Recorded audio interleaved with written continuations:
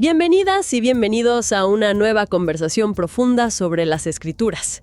Hoy retomamos una historia, justo en su punto de máxima tensión. Así es, estamos siguiendo a Nefi y a sus hermanos, y la situación es crítica. Totalmente. Estamos justo después de que sus dos primeros intentos de conseguir las planchas de bronce de Labán, terminaran en un absoluto desastre. Un desastre es poco.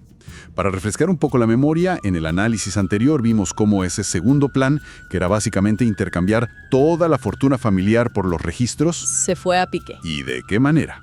No solo les fue fatal, sino que Labán se quedó con todo y ellos tuvieron que salir literalmente corriendo para salvar el pellejo. Es que es el tipo de situación que haría que cualquiera tirara la toalla, ¿no? Sin duda. Así que hoy, nuestro objetivo es meternos de lleno en los siguientes 3 versículos, del 28 al 30 del capítulo 3 de Primer Nefi.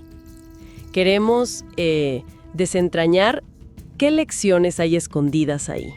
Lecciones sobre la fe cuando todo sale mal, sobre el liderazgo divino. Y sobre esa línea tan fina entre seguir adelante y simplemente, rendirse. Exacto. Vamos a empezar justo en el momento en que la frustración explota. Leo el versículo 28.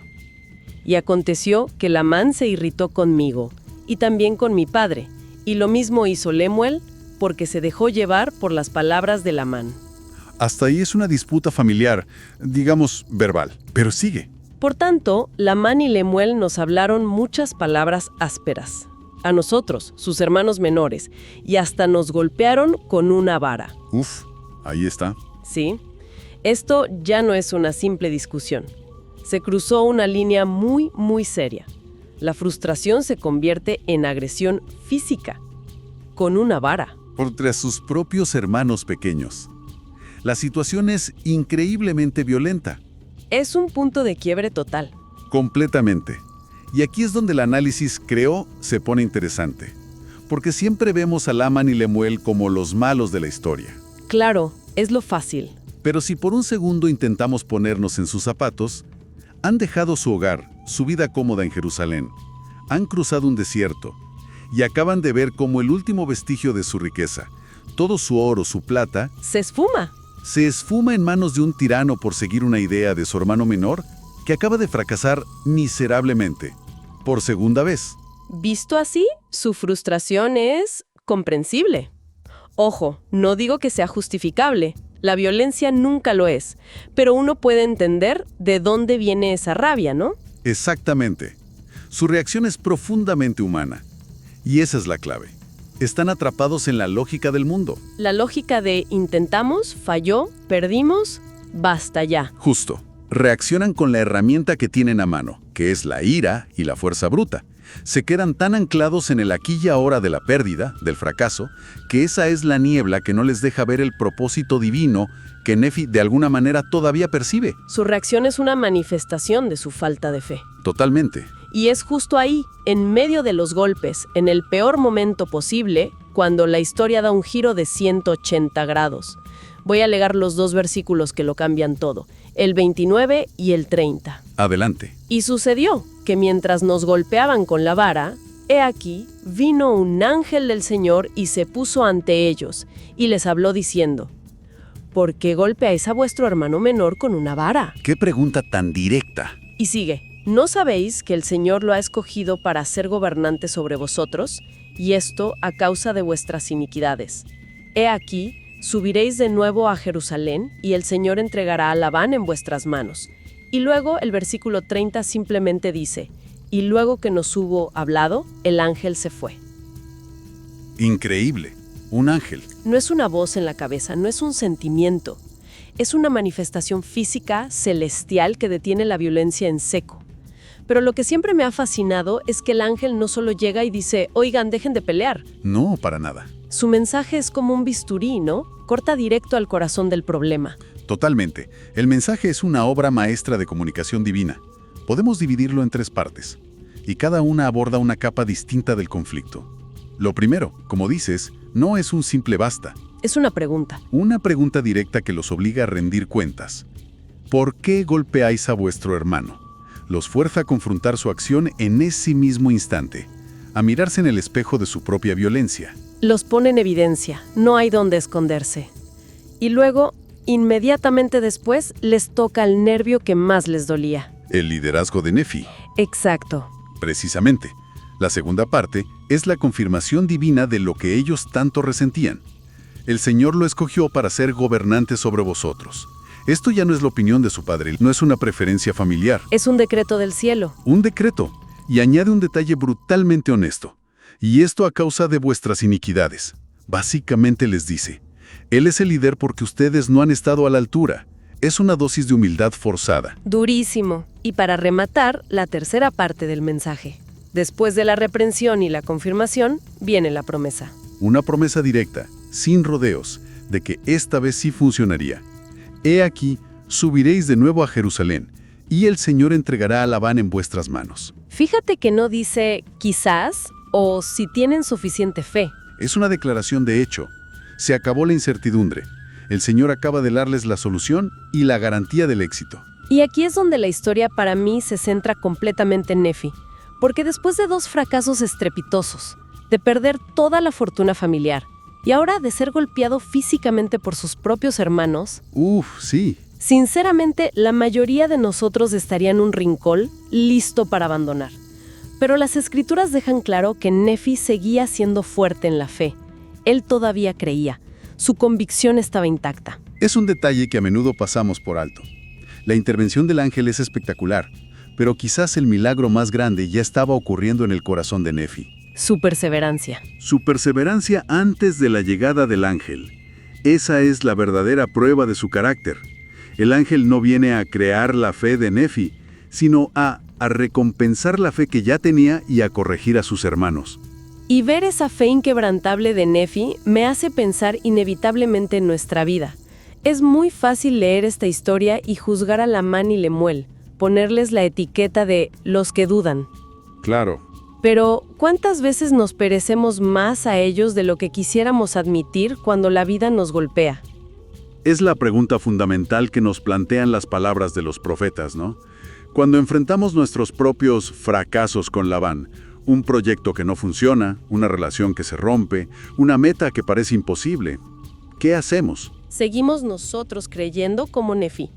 Somos capaces de mirar hacia arriba y decir, Padre, sinceramente no tengo idea de cómo voy a lograr esto, pero confío en ti y con tu ayuda voy a seguir adelante para cumplir tu voluntad. O por el contrario, caemos en el patrón de Labán y Lemuel. Que ante la primera o segunda dificultad, dudaron. Luego murmuraron, luego sintieron miedo y finalmente se dieron por vencidos y recurrieron a la ira. Es un camino muy reconocible. Y ese contraste nos lleva a uno de los puntos más sutiles y poderosos de este pasaje. Hay algo que Nefi supo después de la visita del ángel que no sabía antes. Y no era si debía obtener las planchas. Él ya sabía que esa era la voluntad de Dios. Exacto. Lo que el ángel le reveló fue el cuándo. Explica eso un poco más. Nefi sabía el qué, obtener las planchas, y el por qué, para preservar la fe de su pueblo. Lo que no sabía era el horario del Señor. ¿El cronograma? El cronograma divino. El ángel no dijo eventualmente lo lograrán. Dijo subiréis de nuevo y el Señor entregará a Labán en vuestras manos. En tiempo presente, acción inminente. Confirmó que ahora era el momento. ¡Wow! Esto nos enseña algo profundo. A veces la prueba de fe no es saber la voluntad del Señor, sino actuar en esa voluntad sin saber cuándo llegará el resultado. Es como un corredor de maratón que sabe dónde está la línea de meta, pero no tiene reloj ni marcadores de kilómetros. No sabe si le faltan 10 kilómetros o 1. Muy buena analogía. Su única opción es seguir corriendo confiando en que va en la dirección correcta. La fe de Nefi era seguir corriendo en la oscuridad del cuándo. Exacto. Y la visita del ángel fue, en esencia, el marcador del último kilómetro. Le dijo, ya estás llegando, no te detengas ahora. Y ese mensaje, esa confirmación del liderazgo de Nefi, tiene un efecto inmediato. Como bien señalan las escrituras, a partir de este punto, vemos a Nefi asumir un papel de liderazgo mucho más explícito, ¿cierto? Ciertísimo. Ya no es solo el hermano menor con ideas. La declaración del ángel lo posiciona oficialmente. Cuando no está dirigiendo, lo vemos enseñando a sus hermanos. Es un punto de inflexión. Lo es. Pero lo fascinante, y a la vez trágico, es cómo reaccionan Lamán y Lemuel a largo plazo. Así. Uno pensaría que ver a un ángel, un ser de luz, hablándote directamente, sería un evento que te cambia la vida para siempre, que borraría cualquier duda. Pero en su caso, el efecto fue temporal. Pero ¿cómo es eso posible? Yo siempre me he hecho esa pregunta.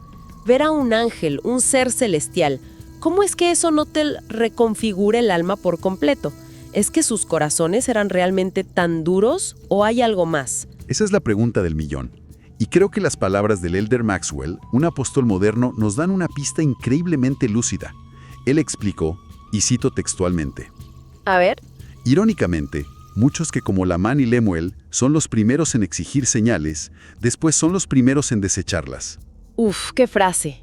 Y continúa, algunos exigen más milagros, al mismo tiempo que consumen su diario menú de maná y olvidan la extraordinaria fuente de la que procede. Consumen su diario menú de maná. Es una imagen muy potente. Es como si se acostumbraran al milagro. Lo dan por sentado. Exactamente. La señal, por espectacular que sea, no puede forzar un cambio de corazón. Ellos vieron el milagro, escucharon el mensaje, pero no lo internalizaron. ¿Por qué? Por sus debilidades. Por sus debilidades fundamentales, como enseñan los profetas. El orgullo de no querer ser guiados por su hermano menor. Su mentalidad mundana centrada en la riqueza que perdieron, la pereza espiritual y esa ira explosiva. ¿Estaban tan arraigadas? Tan arraigadas que les impedían desarrollar una fe viva. La señal fue como agua sobre una piedra. Mojó la superficie, pero nunca penetró. Entonces, esto nos lleva a una conclusión importante. No se trata simplemente de etiquetar a Lamán y Lemuel como los malos de la historia. Para nada. De hecho, si lo pensamos, hicieron muchas cosas difíciles. Dejaron Jerusalén, volvieron 2 veces. No eran personas completamente malvadas o inútiles. No, y ese es un punto crucial que a menudo se nos enseña. El problema no era la falta de acciones buenas ocasionales, el problema era la falta de un cambio de naturaleza fundamental. Hay una frase en los análisis de los profetas que lo resume perfectamente. Sí, la conozco. Cuando se les dejó a su suerte, no lograron llegar a ser lo que el Salvador deseaba que fueran. Cuando se les dejó a su suerte. Eso significa que cuando no había un profeta como Lehi o Nefi empujándolos, o un ángel apareciéndose. Su estado natural era volver a la duda y la murmuración. Su visión estaba tan nublada por lo mundano, por las preocupaciones del aquí y ahora, que no podían mantener la perspectiva del propósito divino más grande. Y esa es la aplicación final para nuestro día a día, ¿no? La lección central es no perder la fe, confiar en que el Señor siempre provee una vía, incluso si el primer, segundo o tercer intento son un fracaso. Así es. La determinación de Nefi para obtener esos registros es un reflejo de nuestra propia necesidad de aferrarnos a las palabras de Dios, de escudriñar las Escrituras en nuestro propio viaje hacia nuestra tierra prometida personal. Esa frase que aparece más adelante en las Escrituras, que la alternativa es degenerar y perecer en la incredulidad, es muy fuerte. No dice estancarse o no progresar. Dice degenerar. Sugiere que si no avanzamos activamente en la fe, inevitablemente retrocedemos. No hay un punto muerto. No lo hay. Esa prueba tan severa no debilitó su fe, sino todo lo contrario. La fortaleció a un nivel que quizás no habría alcanzado de otra manera. Salió más fuerte. Mucho más. Salió de esa experiencia con una capacidad mayor para confiar en Dios y para liderar.